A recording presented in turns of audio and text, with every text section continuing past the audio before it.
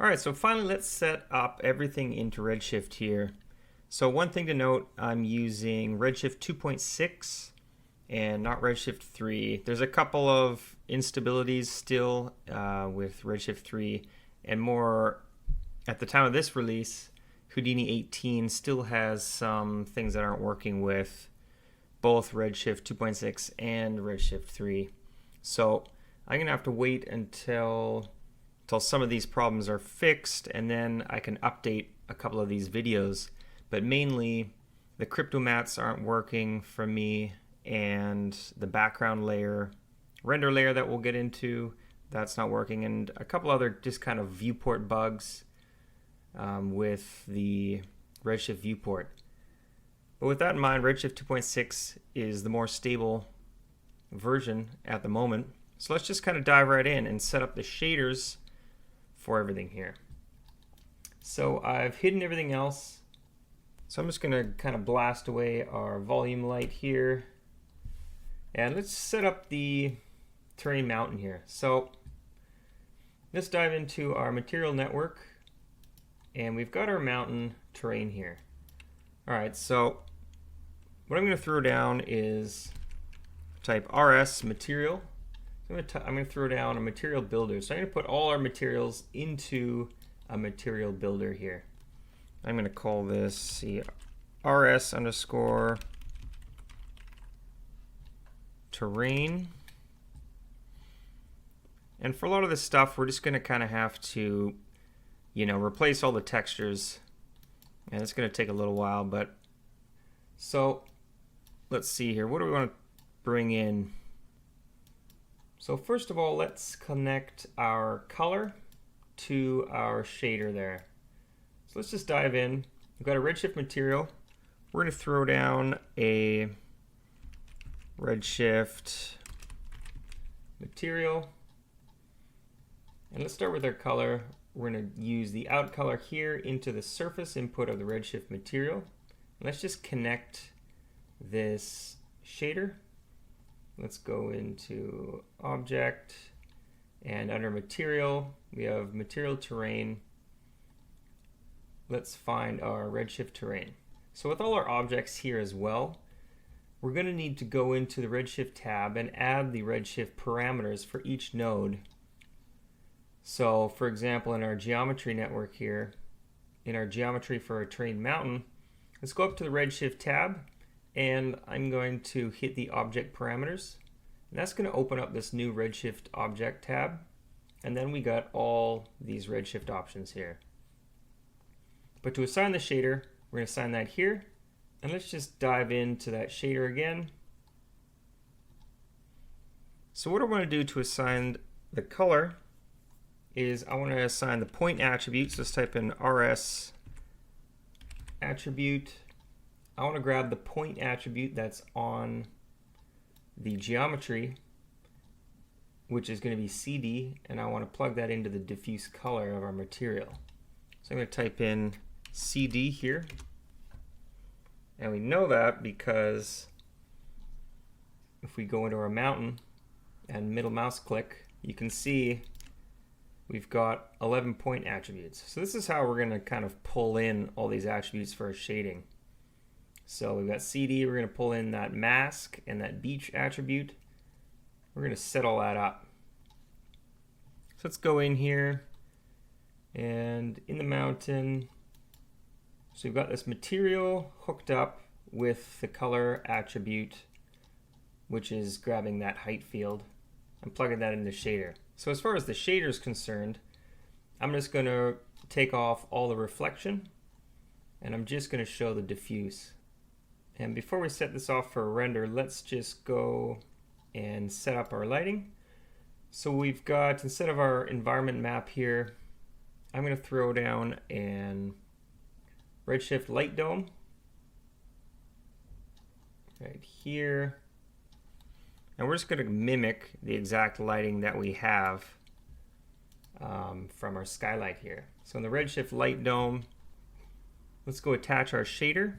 So I'm going to go to our shader, and under the dome map, I'm going to grab our environment map here, which was our sky HDRI. Let's throw that in there.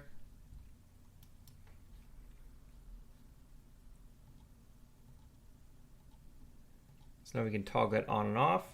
So now we just want to match it up to what we had here in our viewport with our other light. So let's just kind of rotate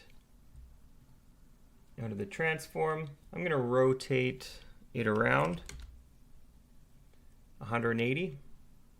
And if we turn on this shader again and turn off the other shader, you can see that we're pretty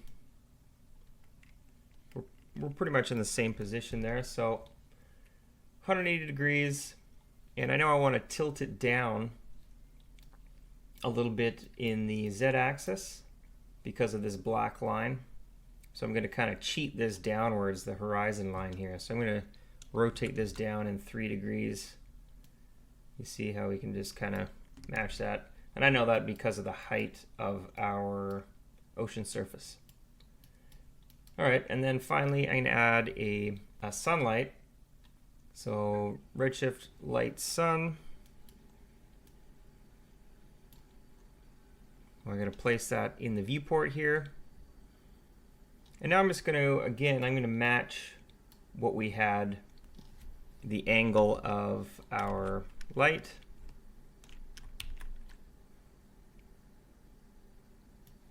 So let me just grab this light, bring it over here. Let's just zoom into here. And now I'm just going to, again, match it to the sunlight of our HDR. Around there, perfect. All right, so now I'm just gonna blast away our old lighting. We're gonna keep this all default.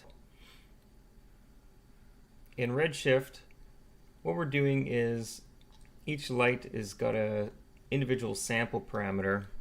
So we're gonna keep this at 16. But when we get into our volumes, we might need to increase this value to make sure that we get a good enough render. And this is one way we can reduce noise from the lights by increasing the samples directly on each light. We've got that option. All right, so we have our lighting set up. Let's go and render our terrain. Let's go to our camera here. Let's go to our terrain shader and just load this up. And now finally, let's open up the render view. And it's just kind of taking a little while initially to load up the render view, load up all the objects. And actually, let's set our render settings first. So you can see that we're getting a render there. That's great. Let's go into our out node, and I'm going to start bookmarking this. So in or out, I'm going to press Control 3, set a quick mark there, and let's go to our Redshift nodes, Redshift ROP. And I just want to make sure that we're on a basic low quality sampling here. So under max samples, I want to keep the minimum samples at 4 for now. And max samples, I'm just going to increase that to 128. And under global illumination, I'm going to turn this on to brute force. And for some of these changes, you might need to refresh the viewport. And this is where I've kind of had some bugs, where I'd be trying to render this camera and then the camera would kind of go out of whack and I'd be looking at black all of a sudden. And so I'd have to keep refreshing some of these changes to make sure that I'm getting them. All right, so we got our global illumination being calculated now. And for the GI rays, this is going to drastically increase your render times, and we're going to need a really high GI ray count for our volumes, but not for the rest of our scene. So when we get to it, we're going to render our volumes separately so we don't have to calculate those really high ray counts for the rest of the scene. And we're going to save a lot of render time doing that. But just for everything else, we can increase this maybe to something low, maybe 64. And everything else we're going to leave default. We've just increased the global illumination just a little bit to 64 rays, and we've given it a max sampling of 128. All right, so now let's just dive into the shader. and start setting up the rest of the shader.